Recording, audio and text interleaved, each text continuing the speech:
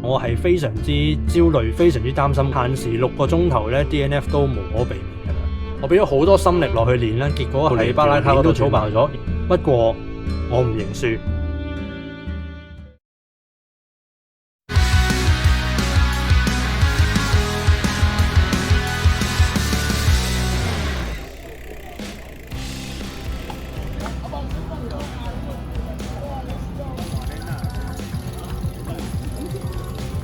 What's up, guys and girls？ 我係小島單車喺度啊！今日我哋嚟到呢度向山遊客中心日月潭嚟到參加環法嘅日月潭站。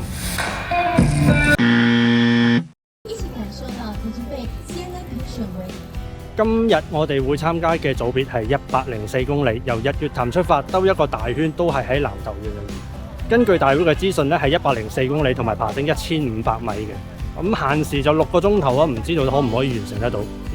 希望完成到啦。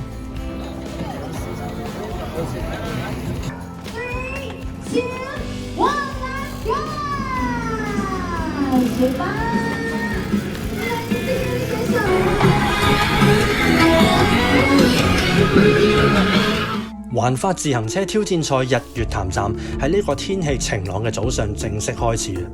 我哋出發嘅地點喺南投縣日月潭，海拔760米嘅向山遊客中心。首先順時針去到湖嘅北邊開始下滑，穿過魚池市區，繼續向北進入到海拔450米嘅埔里，到達位於32公里處嘅第一個補給站。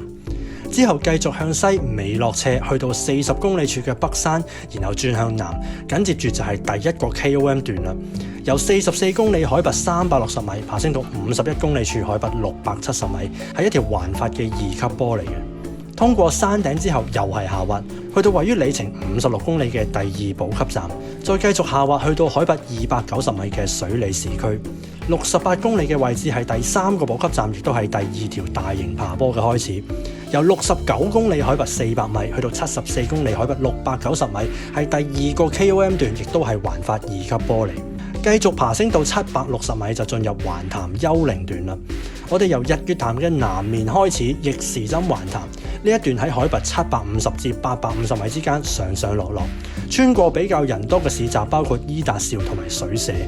環潭3/4之後到達日月潭西側嘅向山遊客中心，亦即係路線嘅終點，里程嚟到102公里，總爬升由1300米。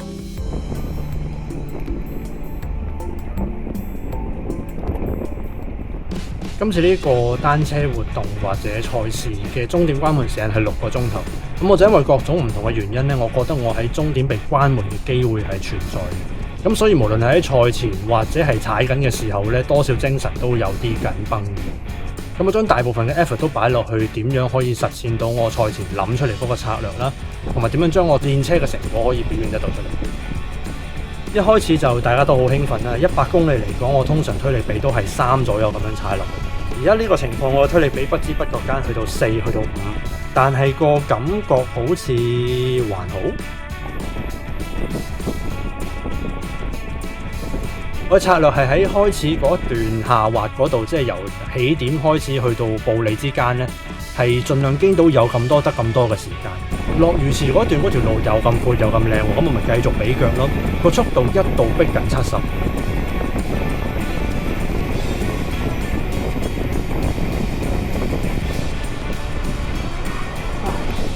300火。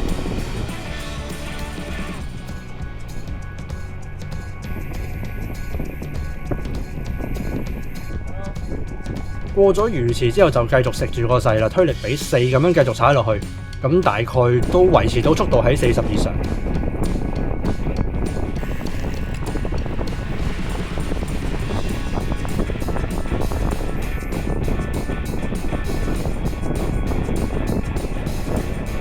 進入到埔里鎮嘅時候，里程大概係20公里啦。我睇一個鐘，咦，31分鐘啫喎！呢個係咪就係環法車手喺比賽嘅時候嗰個速度感呢？好夢幻，真係好夢幻。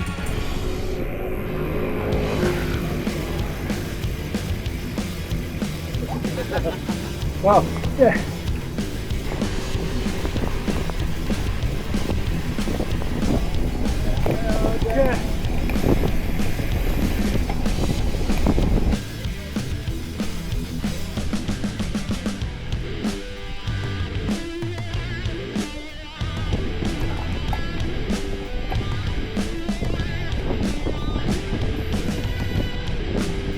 第一個 checkpoint 之後，嗰段嘅景色非常之宜人啦。而我就密切留意住自己嘅 power， 大概維持推4左右，順住個節奏咁樣踩落去。至此為止，雖然係有好多嘅思考，但係無論喺速度啦、功率啦、時間上，都係比預期中優勝。咁所以心理狀態仍然都係唔錯嘅。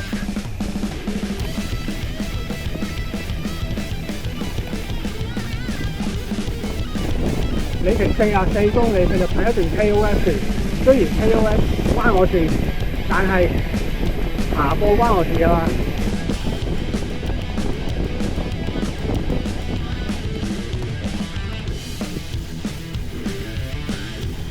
我哋呢度7公里會爬升330米。跳過咗第一個補給站，我好清楚我要踩咗第一段 KOM 之後，我先至會去到第二個站。但係呢一段 KOM 到底有幾難呢？我個概念係非常之模糊空泛。我即係喺張貓紙上面寫住44公里350米，51公里680米。沉着，冷靜，穩定輸出。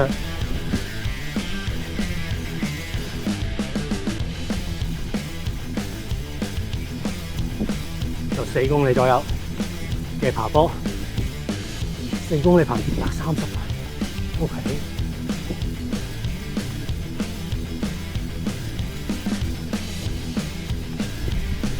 8%。環法幾多級波呢個 category 係算式計出嚟㗎嘛？但係嗰條波到底有幾難呢？係一個好主觀嘅感覺。哇！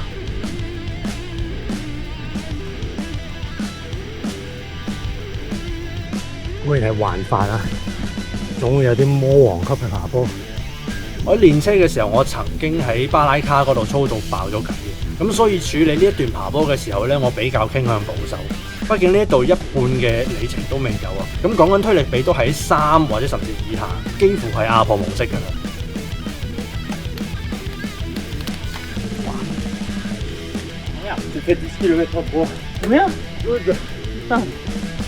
1%，12%。Oh my god！ 唉。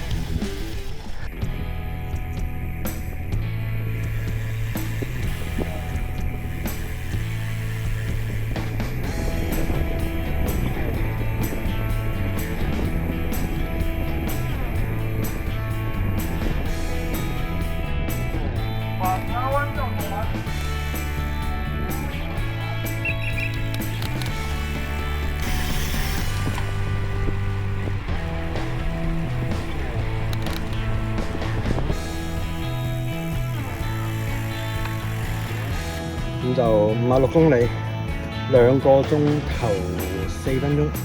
咁我哋而家喺第2個補給站呢度。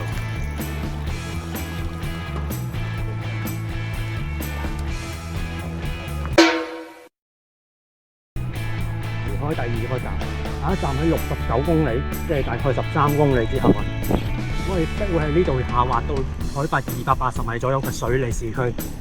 然後再爬升返到去日月潭。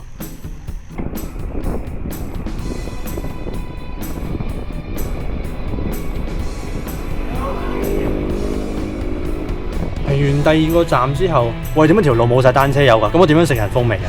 不過我練車嗰時我都係自己一個人㗎啦，千山我獨行，穩定輸出就 OK 啦。里程嚟到60公里，即係大概仲有20公里就可以返到日月潭環湖啦。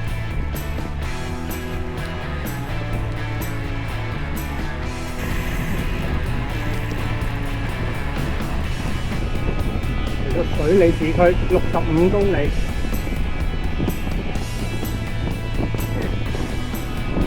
轉咗呢個彎之後，開始就有少少味味上正。到底係繼續食人哋風味保守啲啊，定係俾多啲 power 踩落去呢？咁我諗咗幾分鐘之後，我就決定我行先啦，師兄。我哋開始咗由水里漫長嘅爬坡，爬返上去日月潭。海拔而家330。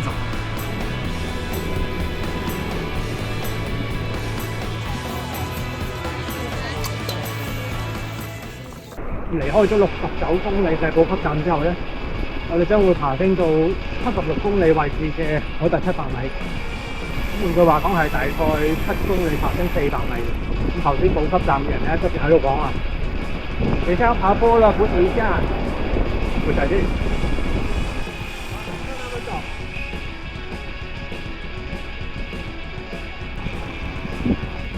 進入第二個 KOM 條路就好闊啦，同第一個好似風櫃咀咁嘅環境咧就非常之唔同。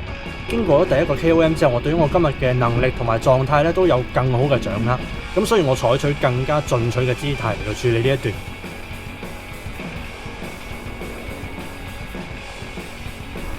8% 嗰個10%。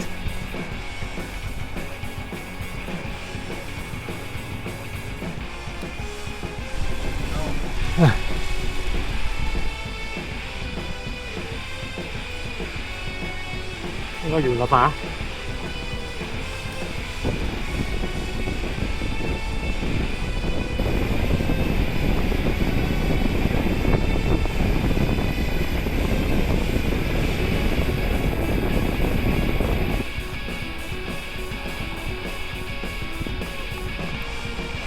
里程係77公里，我哋即將到達日月潭，進入環潭段。又7%，又8%。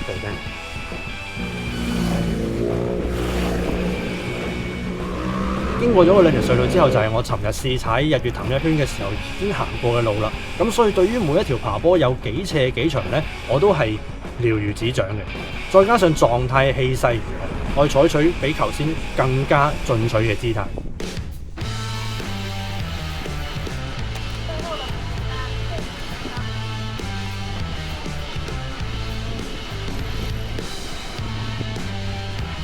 裝置 Top of Line， 前面下坡，前面下坡。好啊。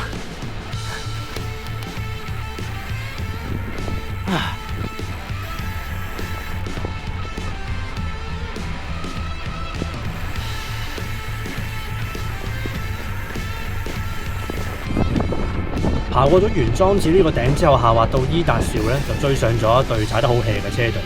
我意思係個 pacing 對於佢哋嚟講係好 hea，但係佢哋個 power 就唔係好穩定嘅，由100火到300火都有。咁所以我喺佢哋開到300火嘅時候咧，我就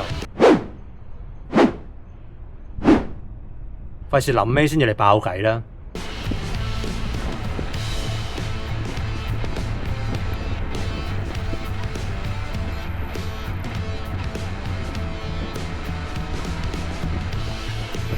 終於嚟到最後嘅一小段路啦，完賽在即係有啲百感交集嘅。不得不承認嘅係，我喺事前我係非常之焦慮，非常之擔心我會有機會完成唔到全程。最近曾經試過一次里程同爬升都接近嘅行程，我竟然用成8個鐘頭先至嚟完成。照咁睇，限時6個鐘頭咧 ，DNF 都無可避免。不過我唔認輸。我俾咗好多心力落去練咧，結果我喺巴拉卡嗰度操爆咗，然後又喺萬里上風櫃咀嘅時候操到連條鏈都斷埋。賽前最後嘅練習係環小台北，無論係平均功率定係時間速度都有啲小突破。而我當時預估今日嘅完賽時間係5個鐘頭30分到45分左右。換句話講，並冇太多可以鬆懈嘅疑慮。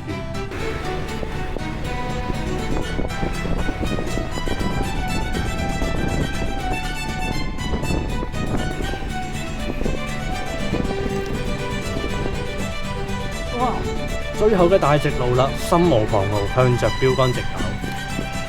個標板上面寫住4個鐘頭31分鐘。扣除咗因為梯次延後放行嘅6分鐘，我嘅成績係4個鐘頭24分鐘。有冇想喊啊？有少少啦，因為原來當初淨係可以睇住人哋做嘅嘢咧，係我都可以做得到。原來我係比自己嘅想象中更加強大，我都可以越強越強。咁樣就結束咗104公里組嘅環法日月潭站嘅挑戰賽啦。4個鐘頭31分鐘嘅成績，實在係比我想象中好好多。之前嗰2個禮拜，我係不停咁樣喺度操，不停咁喺度操。咁好彩操車嘅成果，我哋今日睇得到。即係呢條片幫我撳 like、撳 share、撳 subscribe。我係小島單車阿島，我哋下次見啦，拜拜。佢呢個 area 個地下咁樣，我着住落鞋嚟行咧，就真係都幾大整蠱。